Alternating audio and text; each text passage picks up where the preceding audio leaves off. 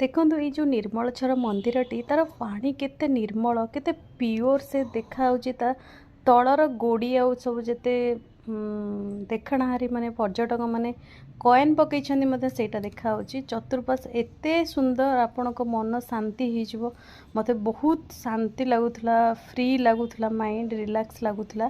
ଆପଣମାନେ ଦେଖିପାରୁଥିବେ ଏଇଟା ହେଉଛି ମଗର କୁଣ୍ଡ ସରି ମନ୍ଦିରଟି ଦୁଇ ମନ୍ଦିର ଅଛନ୍ତି। ଏହି ମନ୍ଦିରରେ ମା ବିମଳା ଆଉ ରାଧାକୃଷ୍ଣ ଅଛନ୍ତି।